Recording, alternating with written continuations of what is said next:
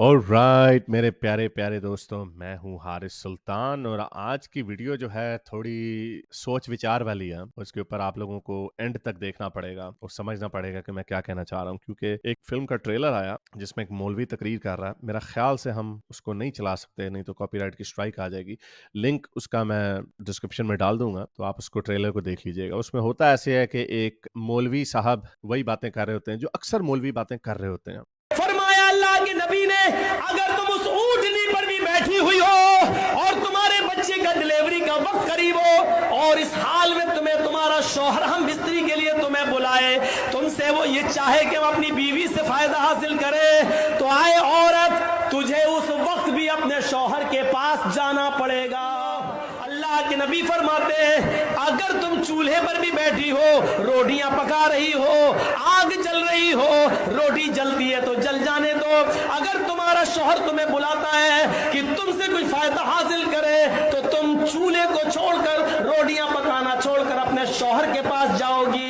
बल्कि मैं आपको वो ट्वीट दिखा देता हूँ ताकि आपको ट्वीट नज़र भी आ जाए। तो ये वो ट्वीट थी जिसके अंदर बेसिकली इस्लाम के जो गंदे एलिमेंट्स हैं ख्वातीन को लेके, उन एलिमेंट्स का जिक्र किया गया। और ऑब्वियसली क्योंकि एक फिक्शनल कहानी है, इसलिए उसके अंदर कुछ और तड़का टुड़का भी लगाया गया। तो कुछ जो हमारी साइड के लोग हैं उनको भी ये चीज़ें पसंद नहीं, और आपके जो आपकी लेफ्ट के साइड के लोग हैं, although I respect them, because I believe कि एक जो काउंटर मेजर होता है, किसी का एक काउंटर बैलेंस करने की जो चीज़ होती है वो होनी चाहिए। इसलिए बहुत सारे लोग मुझे कहते हैं कि यार अब ध्रुव राठी को क्यों नहीं पेलते। हालांकि ध्रुव राठी की अब जो आजकल स्पेशली कुछ वीडियोस जो आ रही हैं जहां पे मोदी जी के ऊपर कहीं पे अनफेयर क्रिटिसिज्म भी होता है, I don't really say anything against Dhruv Rathee, because I actually respect him for only for the fact के एक काउंटर बैलेंस आता है डेमोक्रेसीज के अंदर। काउंटर बैलेंस और दूसरी साइड के ओपिनियन का होना, चाहे वो सही हो, ऑब्वियसली जो दूसरी साइड के लोग हैं उनको वो गलत लगेगी और जो इस साइड के लोग हैं उनको वो सही लगेंगी। तो इसलिए बहुत सारी बातें ध्रुव राठी की जो मुझे नहीं पसंद, और जैसे फॉर एग्जांपल हम कहते हैं, और जो हमारा जेन्युइन शिकायत है एक्स मुस्लिम्स की, कि भाई आप इस्लाम को फ्री पास क्यों दे देते हो। और मैं उनकी मजबूरी को समझता हूँ, क्योंकि वो हिंदू बैकग्राउंड से आते हैं, इसलिए वो लिबर्टी,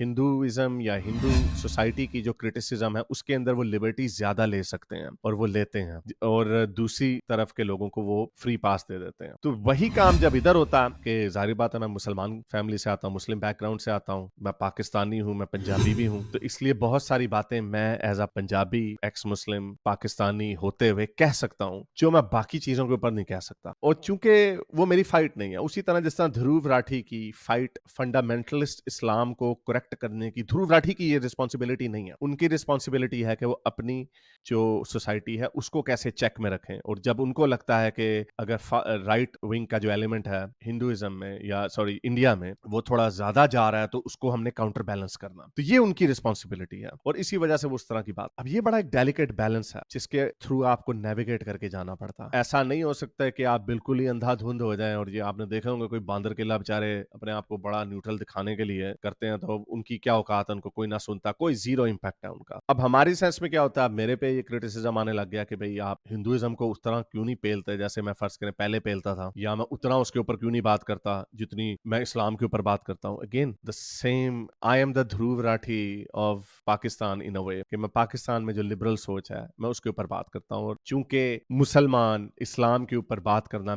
मैं वो लिबर्टी ले सकता हूँ। जो ध्रुव राठी एक दिन भी लेगा ना, देखना उसका काम खराब हो जाएगा अगर वो इस्लाम के बारे में कोई भी बात करेंगे, कि छुट्टी गुम हो जाएगी। And again I understand his position, जिसकी वजह से मैं ये उनके ऊपर क्रिटिसाइज नहीं करता, क्योंकि ये प्रॉब्लम है। तो एनीवे वीडियो के टॉपिक की तरफ आते हैं। तो ये एक ट्रेलर चल रहा है, हिंदी में उसका नाम है, इसलिए मुझे समझ नहीं आया कि इसका नाम क्या है, बट क्लियरली एक प्रोपेगेंडा फिल्म है जिसको आप प्रोपेगेंडा कहेंगे। लेकिन प्रॉब्लम ये है कि अगर आप इसको प्रोपेगेंडा कहेंगे तो फिर आपको पीके को भी प्रोपेगेंडा मूवी कहना पड़ेगा। यू कुड आर्ग्यू के पीके की जो प्रोडक्शन थी ज्यादा पॉलिश थी, ज्यादा थोड़ी सटल थी, जिसकी वजह से पीके को लोग प्रोपेगेंडा मूवी नहीं कहेंगे, उसको आर्टिस्टिक फ्रीडम के जुमरे में डाल देंगे। लेकिन इस मूवी को, मैं आवाज के बगैर चला रहा हूँ, इस मूवी को लोग प्रोपेगेंडा मूवी कहेंगे, जिसके अंदर उसने सही बातें की हैं। ये वही बातें मौलवी कर रहा है जो हमने पॉपुलराइज की हैं, कि इस्लाम में मिसोजिनी है, औरतें खेतियां हैं, ये हैं वो हैं, कि औरत की रिस्पॉन्सिबिलिटी मर्द के साथ शादी है। पेट्रियार्की जो है ना, इस्लामिक पेट्रियार्की जो है वो हिंदू पेट्रियार्की से डिफरेंट है, वो क्रिश्चियन पेट्रियार्की से डिफरेंट है। You can actually build a case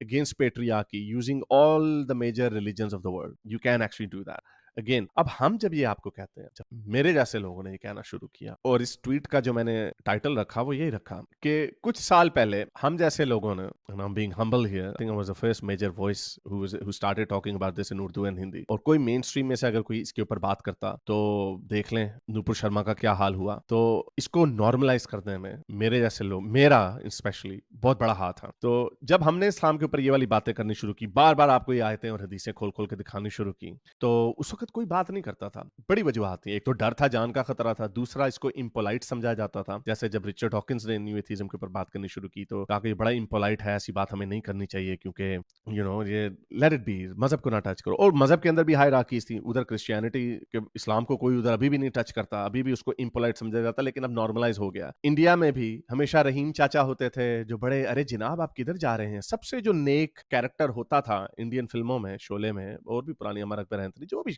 उन सारों के अंदर आप देखें तो जो सबसे नेक शरीफ कैरेक्टर दिखाया जाता था वो मुसलमान का दिखाया जाता था। Again, is it close to reality? नहीं, बट एवरीवन वांट्स टू, हर कोई तालियां मारना चाहता है, देखा जी, हाँ हाँ हाँ, तब खुश है। रियलिटी क्या है? अब मैं सिर्फ अपनी बात करूंगा क्योंकि हमारे अंदर भी बड़े फैक्शंस बने हुए हैं। मैं ये कह रहा हूं नहीं, ये गलत डिपिक्शन है। तो जब हम ये कहते हैं और बहुत सारे लोग हमारी तरफ आते हैं, जो लोग अब डिसएग्री भी करते हैं, वो कहते हैं हाँ देखो सही है, लेकिन अब पाकिस्तान में क्या मूवीज बन रही थी, अब बल्कि वो भी दिखाता हूं। पहले मैं अपनी ट्वीट पढ़ दूं कि बिफोर अस लोग डरते थे इस्लाम के बारे में बात करने में, लेकिन अब लोग कुरान शरीफ को जला भी रहे हैं। कुरान शरीफ के साथ वो सलमान मोमिका और अभी एक दो और लोग आए हुए हैं, इवन के वो उस एलिमेंट पे ले गए हैं जहां पे जो जाती तौर पे मैं खुद नहीं करूंगा वो अमल, maybe strategically speaking, I don't have any, जिस तरह मैंने हमेशा कहा है कि अगर कोई कुरान शरीफ को जला देता तो मैं उसको कंडेम नहीं करूंगा, लेकिन अभी तक मैंने ऐसा कोई काम नहीं किया और शायद करूंगा भी नहीं, उसके स्ट्रेटेजिक रीजंस हैं। लेकिन इस मूवी के अंदर ये, ऑल्दो आई कैन एग्री कि इसको एक प्रोपेगेंडा के तौर पे यूज किया जा सकता है इस मूवी को, और ये एक तरीके की प्रोपेगेंडा मूवी ही है, लेकिन कितनी प्रोपेगेंडा मूवी है, क्योंकि फिर पीके जब बनी, अभी एक वो अक्षय कुमार की भी मूवी आई थी ओ माय गॉड 2, उसके ऊपर भी बड़ा लोगों को गुस्सा आया था, लेकिन हिंदू कल्चर में इस चीज की इजाजत दी गई उन्होंने कि आप कर लें हमारे गॉड के ऊपर बात, जिस तरह वेस्ट में उन्होंने इजाजत दी।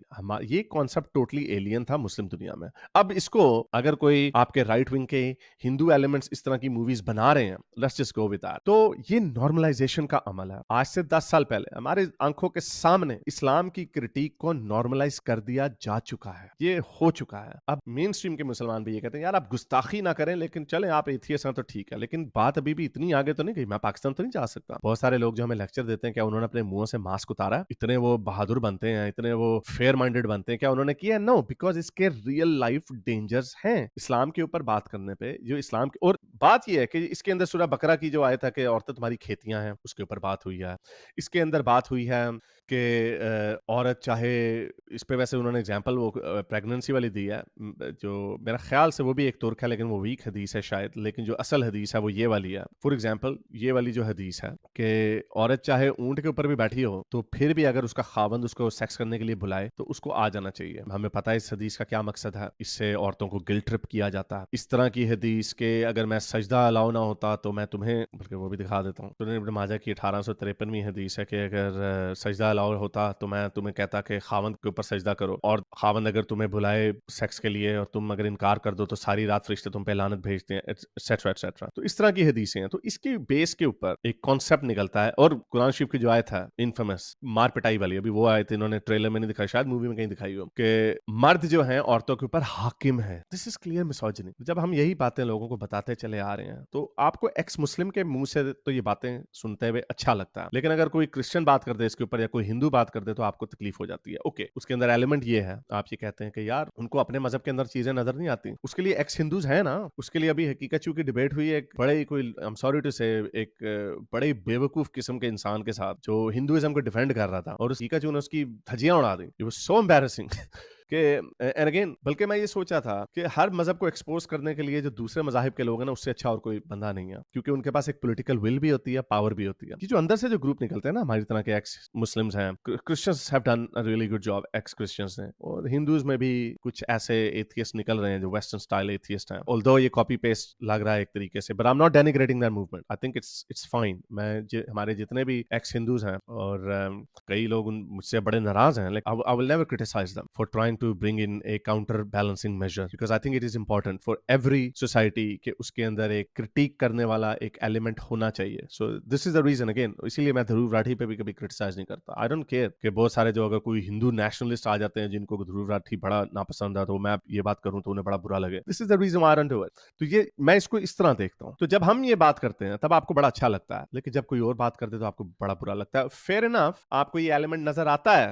कि यार इसको मुसलमानों के खिलाफ यूज किया जा सकता है. हमें ये तब भी कहा जाता था कि जब आप इस्लाम के ऊपर क्रिटिसाइज करते हैं तो इसको भी मुसलमानों के खिलाफ नफरत में यूज किया जा सकता है. मुसलमानों ने पॉपुलराइज किया कि ये इस्लामोफोबिया फैलाया जा रहा है. और दूसरा स्ट्रेटेजिक एंगल हमें ये दिया जाता था कि यार अगर आप ज्यादा हैवी हैंडेड क्रिटिक करेंगे इस्लाम के ऊपर तो आप मुसलमानों को एलियनेट कर देंगे. Time has proven and I might have also thought about that at some point कि हाँ हमें शायद थोड़ा सा जरा we have to do it. वो मेरी अपनी शख्सियत का हिस्सा है कि मैं एक तरीके का बैलेंस जितना जो मेरा मेजर है, जो मेरा मेयार है कि क्या बैलेंस है क्या नहीं. मेरे नजर में थोड़ा सा हल्का फुल्का मजाक कर लेना चाहिए हदीस को पढ़ते हुए या आयत को पढ़ते हुए या मुसलमानों के बिहेवियर को देख के थोड़ा सा टंग इन चीक किस्म का मजाक भी कर लेना चाहिए. लेकिन मुसलमानों को वो भी नहीं पसंद. कुछ आते हैं जो कुरान को जलाने की तरफ चले जाते हैं, उनको वो पसंद है. मुसलमानों को वो भी नहीं, बिल्कुल भी नहीं पसंद. तो बीच में लाइन कहाँ पे, लाइन कौन ड्रॉ करेगी? लाइन इन द सैंड है. तो इसका मेरी जिंदगी में मेरा तजुर्बा ये है कि यू डिटरमिन कि वो लाइन कौन सी है. You determine and you navigate through it. और फिर आप देखें 5-10 साल बाद दुनिया कहाँ पे खड़ी है और फिर आप देखें did you make the right call और did you make the wrong call. There is never the right time to do something new. 2018-19 में जब मैंने इस्लाम के, बल्कि 17 में जब ये काम शुरू किया था, इट वाज अनफैथमेबल, इनकंसीवेबल कि आप बात कर सकते हैं. Even for the first 6-7 months मैंने भी अपनी शक्ल नहीं दिखाई थी जब फेसबुक पे मैंने ये काम शुरू किया था. लेकिन आहिस्ता आहिस्ता हमने हीट ऊपर बढ़ाते गए. और अगेन मैं ये बता रहा हूँ, उस वक्त कोई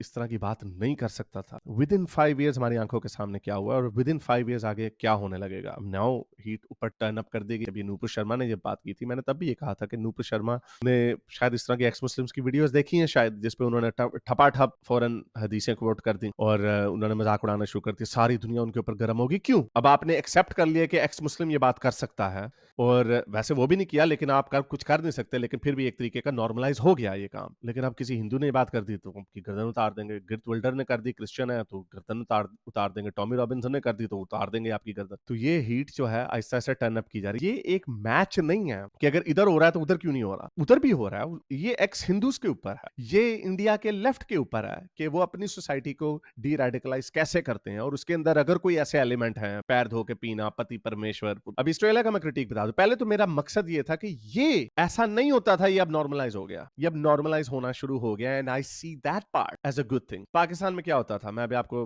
अब फिर पता नहीं ये वीडियोस चलेंगी या नहीं चलेंगी, मैं आपको एक आधी वीडियो दिखा देता हूँ. इस तरह की फिल्में बनती थी. तुम जैसे हिंदू कुत्ते के होने के लिए मैं मौत को हो जाना. औरतों पर जुल्म करना हिंदू कौम की पुरानी रिवायत है. हिंदू कौम की पुरानी रवायत है. मेरे धर्म को चैलेंज किया है. मोबाइल ऑन रखना और कान से लगाए रखना. Moments later. हिंदू औरत, तुमने प्रार्थना करने की ताकत दी, लेकिन तेरा भगवान खामोश है. अब एक मुसलमान का जवाब सुन. अल्लाह Akbar.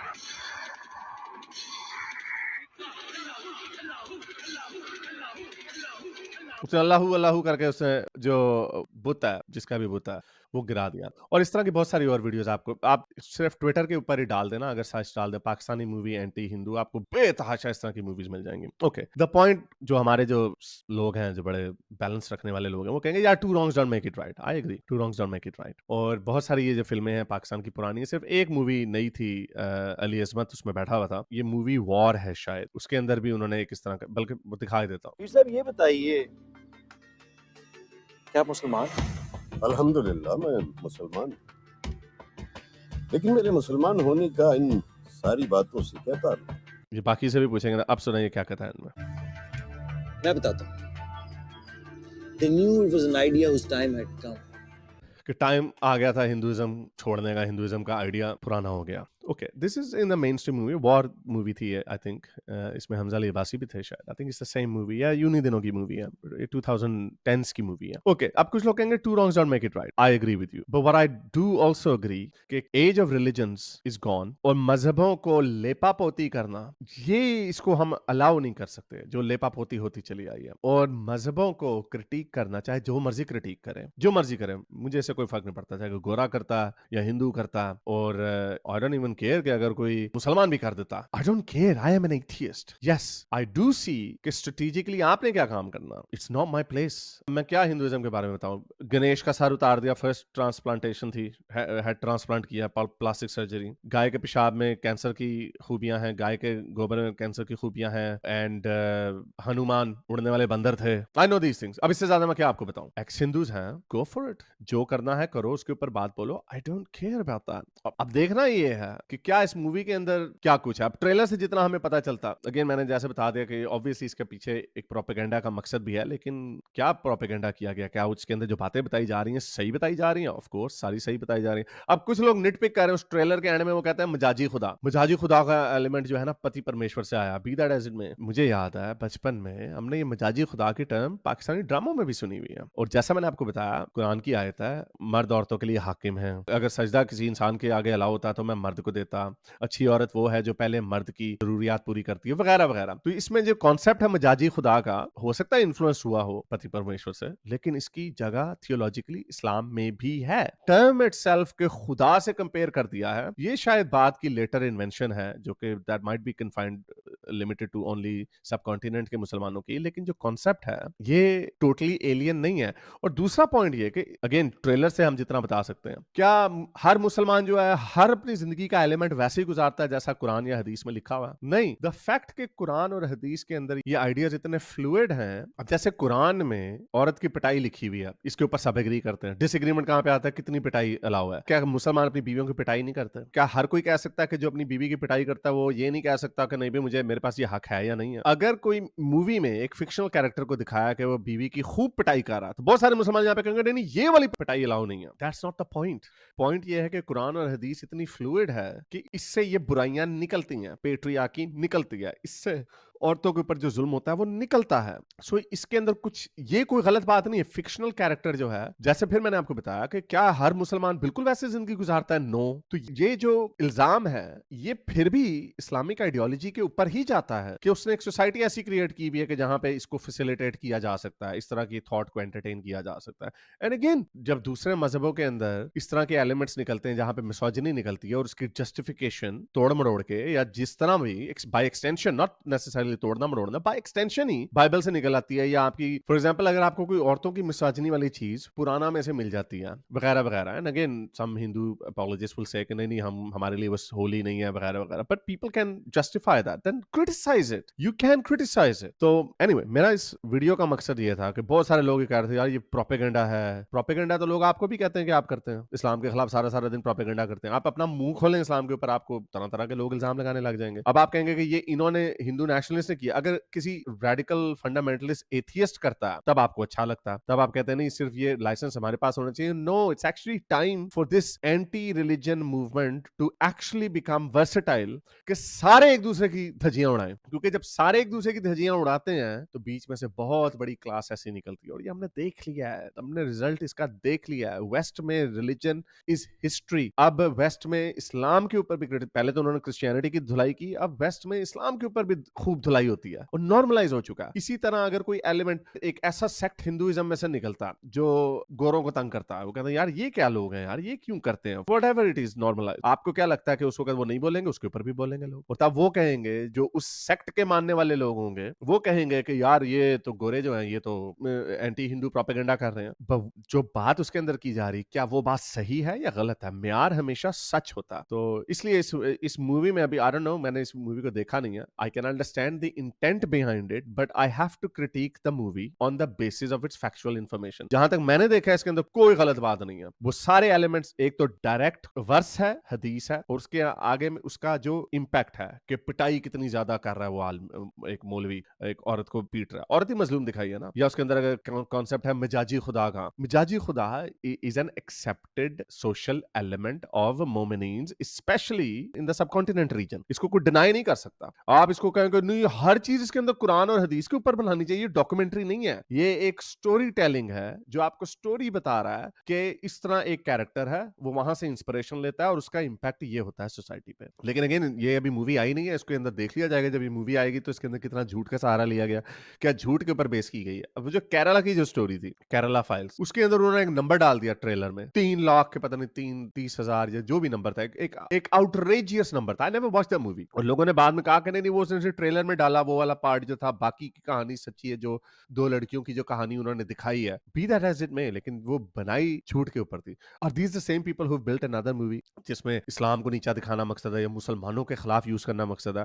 Well they getting better than, they might have learn the lesson कि अगर फैलाना भी है कुछ तो सच की बेस, अगर फर्ज करें इस ट्रेलर के अंदर दिखा दिया जाता है कि मुसलमान जो है ना वो अपनी बच्चियों के साथ ज्यादतियां करते हैं, ये यानी उनके बिलीफ का हिस्सा है, then I would have said कि दिस इज नॉनसेंस, इसका हकीकत से कोई ताल्लुक नहीं, is pure anti Muslim bigoted movie. लेकिन जब उसकी डॉक्ट्रिन के ऊपर अटैक किया जा रहा है, बताएं क्या ऐसा मुसलमान नहीं होगा जो अपनी बीवी की पिटाई करता? क्या ऐसे मौलवी, आपको हजारों मौलवी इस तरह के मिल जाएंगे जो उससे गंदी तकरीर करते हैं जो इस ट्रेलर में दिखाया गया? तो मुझे बहुत सारे लोग इस पे क्रिटिक कर रहे थे। I don't necessarily see that as a bad thing कि लोग इसको क्रिटिक करते हैं। एक लड़का है, उसको मैंने अभी ब्लॉक करना है because he is a bit of a dickhead, नाम उसका निशांत है, मुझे लगता है कि कोई मोमिन ही है, लेकिन उसने एक बात की कि मैं आपको इसलिए कॉल आउट करता हूँ हारिस बार बार बिकॉज आप मेरी सोसाइटी, इवन उसकी इंडियन सोसाइटी पे के जो रेडिकल एलिमेंट्स हैं आप उनको सपोर्ट कर रहे हैं। I don't support them, I am using them, I will use everything I can to deradicalize my society and strategically how I see this, कि जब इस तरह की मूवीज बनेंगी या इस तरह की बातें जितनी मेन स्ट्रीम होंगी और जितनी पॉपुलराइज होंगी उतनी हमारे लोग खुद भी सोचते हैं इन बातों पे। मैं बड़े कमेंट्स इस तरह के पढ़ता हूँ, जो लोग अपने आप को क्रिटिसाइज, सेल्फ क्रिटिक की जो आदत है वो बढ़ रही है पाकिस्तान में, और मुसलमानों, बाकी मुसलमानों की छोड़ो, जो पाकिस्तान के मुसलमान उनके अंदर बढ़ रही है। हाँ यार हम भी तो ये काम करते हैं, गलत काम है, हमें नहीं करना चाहिए, चाहे वो जहां मर्जी से क्रिटिक आए वो करके देखना पड़ेगा। एंड अगेन इसका हर चीज लाइफ में हर चीज बैलेंस होती है, बिल्कुल भी उधर नहीं जाया जा सकता क्योंकि फिर आप खो देंगे, लेकिन बिल्कुल भी लेफ्ट पे नहीं जाया जा सकता, फिर आप उसको भी खो दें, फिर उधर से आप जो आपने जो जिन एलिमेंट्स को आपने यूज करना आप उनको यूज नहीं कर सकेंगे। So it's always a tug of war. Societies आगे चलती ही एक बैलेंस्ड पोजीशंस में हैं और बीच में जो बैलेंस करके चीजों को चलते हैं वही आगे जाते हैं, और जो आइडियाज हैं, जो मुआशरे हैं, उनके अंदर भी बैलेंस होता है लेफ्ट और राइट का, क्रिटिक का और प्रेज का, ये सारी चीजें इकट्ठी चलती हैं। So I don't see that as a bad thing, I would be interested to see कि लोग इसके ऊपर क्या कहते हैं। और आई अंडरस्टैंड कि इस मूवी का मकसद तो चाहे जो मर्जी हो, लेकिन दैट मकसद itself is useful, it's useful for us when it comes to, जब आपने मजहब के ऊपर तनकीद करनी है, इस्लाम के ऊपर तनकीद करनी है, बना लो बाकी के लोग भी। वो जो मैंने आपको मूवी दिखाई थी, जो ये अभी पाकिस्तानी मूवी जो दिखाई थी, वो तो बिल्कुल थर्ड क्लास मूवी थी ना, उसके अंदर तो उसने अल्लाह अकबर कहा तो उधर से थरथलियां मच। और एक और इस तरह की मूवी थी शान की ही थी कि वो कुरान आता है और कुरान ऊपर से हिंदू के गिर्द घूम रहा होता है और उसको मारने लग जाता है।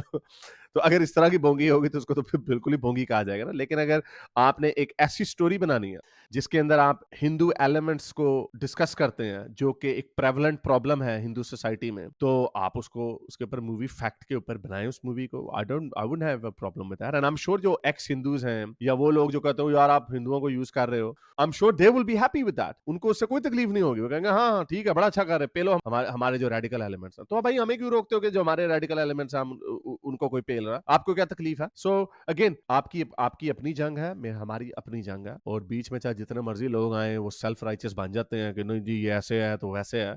Anyway I will probably do a stream on this, may be, I think इसके ऊपर हम डिबेट अच्छी होगी मेरा ख्याल से। तो पहले तो उम्मीद करता हूँ कुछ समझ आया होगा आपको, और कमेंट्स में जरूर बताएं कि क्या ये अप्रोच ठीक है या नहीं। आपको बस एक अलहदा अपना छोटी सी अपनी दुनिया बना के रखनी चाहिए और उधर से भी नहीं हमने कुछ करना, उधर से भी कुछ नहीं करना, मैंने बस अपनी इस तरह की 1.5 इंच की मस्जिद खड़ी रखनी है। और जो लोग इस तरह की करने की कोशिश करते हैं, सेल्फ राइचियस बांदर जो बने हुए हैं, तो उनका कोई फुटप्रिंट नहीं है, उनका कोई इम्पैक्ट ना सोसाइटी के ऊपर है ना लोगों के ऊपर है, और उन्होंने कोई कुछ नहीं करना, और वो भी अपनी ही खड़ी हुई दीवारों के असल में कैदी हैं। और वो फिर उस जिद में आ जाते हैं कि यार ये जो कर रहा है ना, क्योंकि तो मैंने इसका नहीं करना, मैंने इसका उल्टा करना। और खैर कई लोगों की अपनी जेलसी वगैरह भी होती है, वो जेलस बड़े एलिमेंट्स हैं। आपको एनीवे दोबारा कभी इसके ऊपर बात करेंगे। तो अब तक के लिए इतना ही, अगली वीडियो तक साइंस हाफिज। अगर आपको मेरी ये वीडियो अच्छी लगी तो मेरे चैनल के मेंबर बनिए, पेट्रन बनिए, या फिर आप मुझे बाय मी या कॉफी में भी सपोर्ट कर सकते हैं।